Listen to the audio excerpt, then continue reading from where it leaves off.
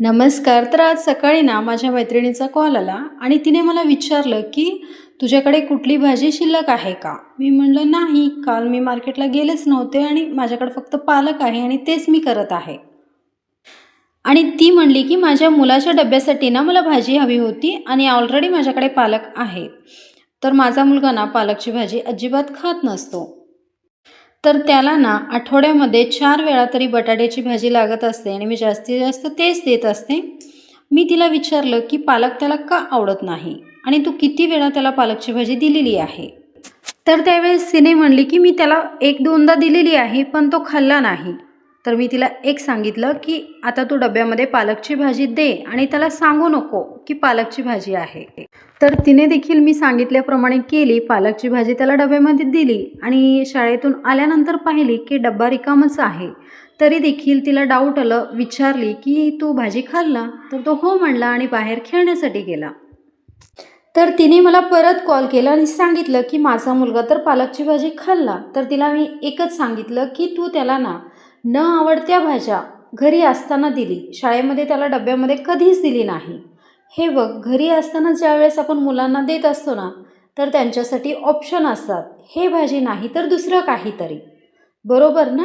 पण शाळेमध्ये ऑप्शन नसतात. शाळेमध्ये भूक लागलेली असते आणि नाईलाजाने ती भाजी त्यांना खावंच लागतं.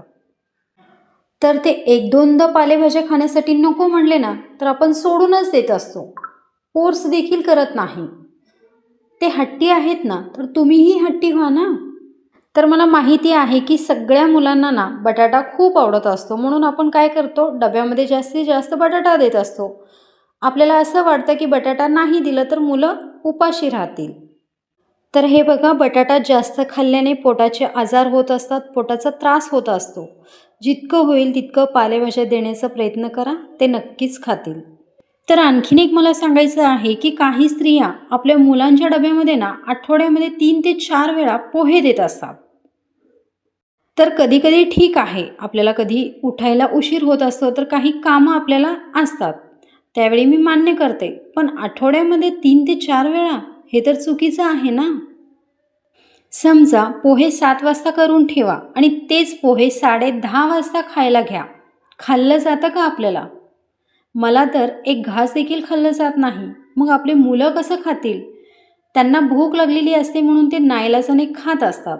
तर आपण जे काही करत असतो ना, ते फक्त आपल्या मुलांसाठी करतो आणि आपली सगळ्यांची एकच इच्छा असते, की आपले मुलं जे आहेत ना, ते स्वस्थ आणि निरोगी राहिले पाहिजे. म्हणून जितकं होईल तितकं त्यांना पौष्टिक देण्याचा प्रयत्न करा. भेटूयात नेक्स्ट व्हिडिओमध्ये. बाय.